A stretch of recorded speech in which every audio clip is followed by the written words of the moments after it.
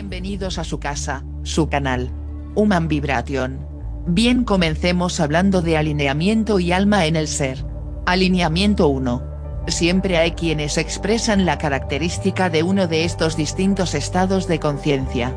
Muy pocos en la Tierra, en la actualidad, son capaces de expresar un estado inferior de tan relativo desarrollo como el de la conciencia lemuriana. Son pocos también, en el otro extremo del camino, los que expresan la perfección divina. Entre estos dos extremos se encuentran todos los grados posibles de desarrollo y desenvolvimiento. El hombre es, por lo tanto, desde el punto de vista de la expresión de la fuerza, un conglomerado de energías antagónicas y un activo centro de fuerzas en movimiento, que cambia constantemente su enfoque y contiene además numerosas corrientes de energía que presentan una confusa variedad de interrelación activa, interpenetración, lucha interna e interdependencia, hasta el momento en que las fuerzas de la personalidad, símbolo de la divina multiplicidad, son subyugadas o aplacadas por el alma dominante. Esto es lo que realmente se quiere significar al emplear la palabra alienamiento, que es el resultado de, 1. El control que ejerce el alma sobre la personalidad. 2. El descenso de la energía del alma al cerebro, por conducto de los cuerpos mental y emocional, produciendo así la subyugación de la naturaleza inferior, el despertamiento de la conciencia cerebral a la percepción del alma, y un nuevo alineamiento de los cuerpos. 3.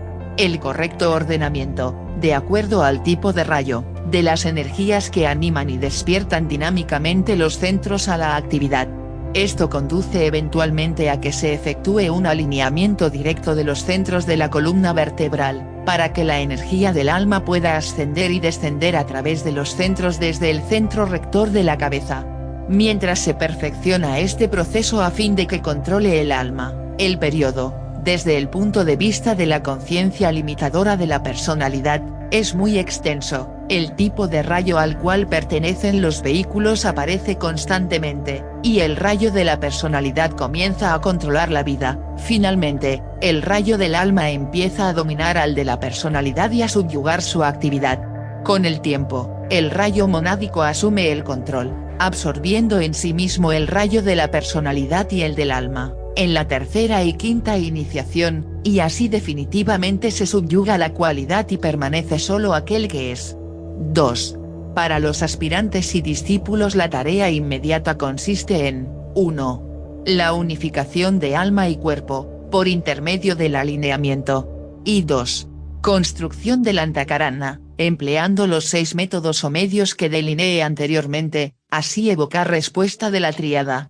El concepto alineamiento-invocación-evocación, constituye las 3 ideas principales que deben recordar a medida que continúan en este estudio.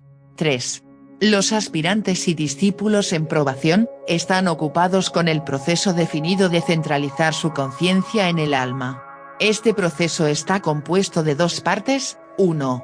La intensificación de la vida de la personalidad, para ser desarrollados al máximo, sus poderes individualistas.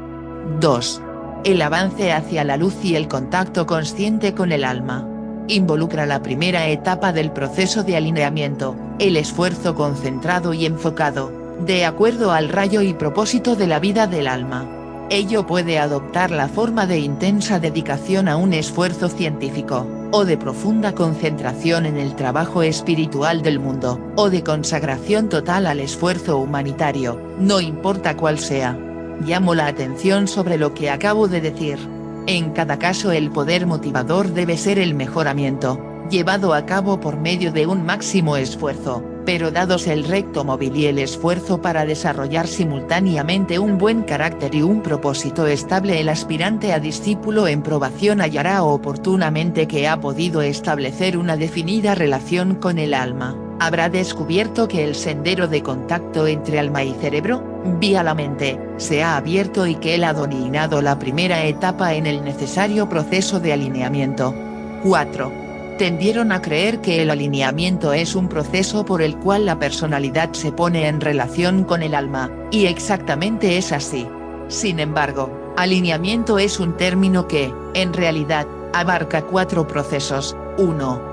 El alineamiento del alma y la personalidad, da por resultado una relación consciente con el reino de Dios.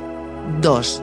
El alineamiento del alma y la personalidad con el Agama, da por resultado una relación consciente con el maestro del Agama. 3. El alineamiento del iniciado de alto grado con la tríada espiritual, da por resultado el reconocimiento de la energía monádica. 4. El alineamiento de todos los centros en el cuerpo etérico del discípulo, otorga capacidad a estos centros de registrar y transferir las energías que entran en el mecanismo inferior, como consecuencia de los 3 alineamientos superiores ya enumerados. El alma 1. Materia es el vehículo para la manifestación del alma en este plano de existencia, y el alma es el vehículo, en un plano más elevado, para la manifestación del espíritu. Los 3 son una trinidad sintetizada por la vida que los compenetra. El alma se desarrolla mediante el empleo de la materia, y llega a su culminación en el alma del hombre. 2. El alma es aún una cuantidad desconocida. No ocupa un real lugar en las teorías de los investigadores académicos y científicos. No ha sido comprobada, y es considerada aún por los académicos más liberales como una posible hipótesis, pero indemostrable. No es aceptada como una realidad en la conciencia de la raza. Solo 2 grupos de personas la aceptan como tal, uno de ellos el crédulo, no evolucionado, infantil, educado en las enseñanzas de cualesquiera de las escrituras mundiales, estando religiosamente inclinado, acepta sin indagar los postulados de la religión, tales como el alma, Dios y la inmortalidad. El otro es ese pequeño grupo de conocedores de Dios y de la realidad, que se agranda constantemente, que sabe que el alma es un hecho por propia experiencia, pero no puede probar satisfactoriamente su existencia al hombre que acepta únicamente lo que la mente concreta puede captar, analizar, criticar y comprobar. 3. El alma es la cualidad manifestada por todas las formas. Es ese algo sutil que diferencia un elemento de otro, un mineral de otro. Es la intangible naturaleza esencial de la forma, que en el reino vegetal determina si germinará una rosa o una coliflor, un olmo o un berro. Es este tipo de energía que diferencia las variadas especies del reino animal y hace que un hombre sea distinto de otro en aspecto, naturaleza y carácter. 4. El alma no es ni espíritu ni materia, sino que relaciona a ambos. El alma es la intermediaria de esta dualidad, constituye el principio medio, el vínculo entre Dios y su forma. El alma es, por consiguiente, otro nombre para el principio crístico, ya sea en la naturaleza o en el hombre. El alma es el aspecto constructor de formas y el factor atractivo de todas las formas, que impele adelante a todas las criaturas de Dios en el sendero de la evolución, a través de un reino tras otro, hacia una meta final y una gloriosa consumación. 5. Las cualidades, vibraciones, colores y características de todos los reinos de la naturaleza, son cualidades del alma. Las cualidades se producen por medio de la interacción de los pares de opuestos, espíritu y materia, y su mutuo afecto. 6. El alma del género humano no solo es una entidad que vincula espíritu y materia, mediadora entre la mónada y la personalidad, sino que tiene que desempeñar una función singular como mediadora entre los 3 reinos superiores de la naturaleza y los 3 inferiores. Yo procuro asegurarles a mis compañeros peregrinos que las cosas pasajeras de los sentidos son solo trivialidades, y no tienen valor alguno comparadas con las recompensas que recibirá aquí y en esta vida, el hombre que trata de fusionar su conciencia cotidiana con la de su propia alma. Entonces penetra en la comunidad de las almas y ya no está solo. Los periodos de soledad son únicamente el resultado de una errónea orientación y del aferramiento a aquello que oculta la visión y colma las manos en tal medida, que no puede apoderarse de lo que se ha denominado la joya en el loto 8.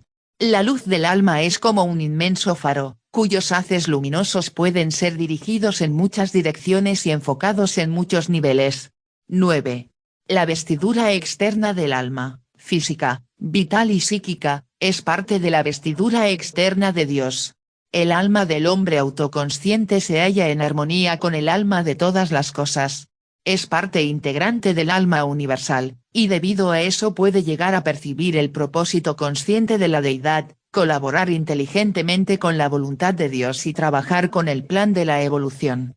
El espíritu, En algún tiempo lejano, lo pondrá en armonía con ese aspecto de Dios que es trascendente, y así cada hijo de Dios hallará oportunamente su camino hacia ese centro absorbido y abstraído donde mora Dios, más allá de los confines del sistema solar. 10. Si se siguen estas líneas se acumularán pruebas de la existencia del alma. En la acumulación de testimonios y evidencias reside un fructífero campo de actividad. En el entrenamiento de un tipo más elevado de hombre a fin de que emplee la fuerza y los poderes del alma, y en el control entrenado de su mecanismo, se observará que lo así producido es de un orden muy elevado, y presentado en forma tan científica que se lo considerará justificable y de tanta importancia como cualquier punto de vista presentado hoy por los eminentes científicos en los distintos campos de la investigación. El estudio del alma será, dentro de poco, una investigación tan legítima y respetable como la de cualquier problema científico, así como lo es la investigación de la naturaleza del átomo. La investigación del alma y de las leyes que la rigen, ocupará dentro de poco tiempo la atención de las mejores mentalidades.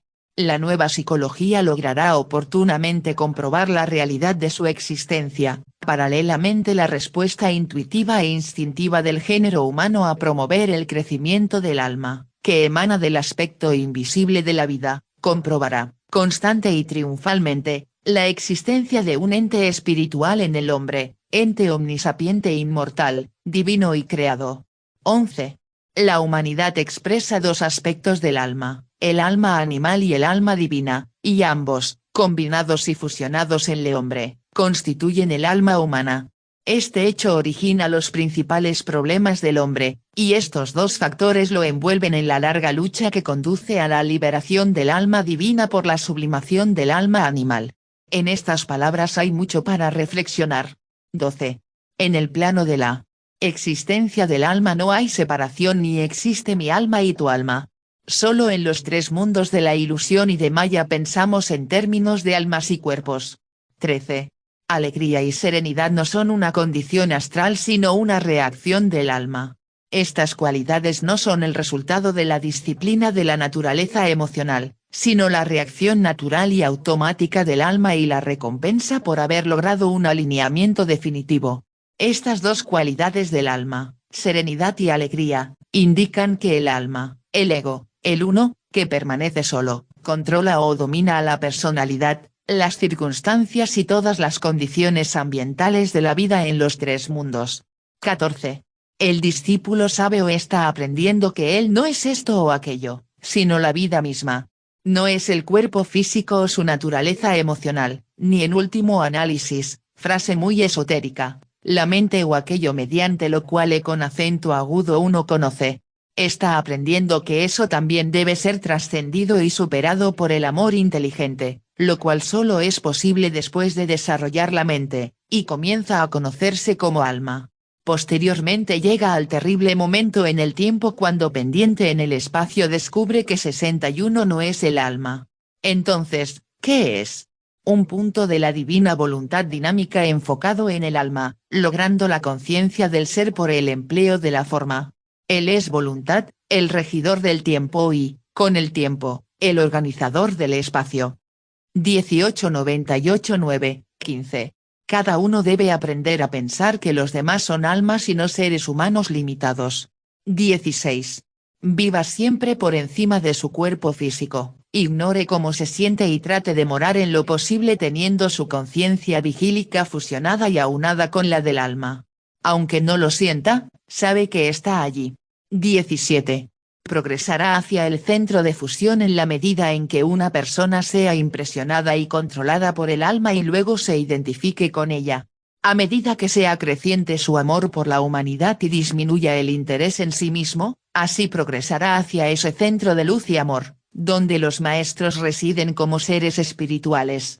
Almas perdidas. Si el hombre persiste vida tras vida en esta línea de acción, descuidando su desarrollo espiritual y concentrando su esfuerzo intelectual en la manipulación de la materia para fines egoístas, y si a pesar de las advertencias de su yo interno y de aquellos que vigilan, continúa haciéndolo durante un extenso periodo, puede acarrearse la propia destrucción, que significará el fin de su manvantara o ciclo.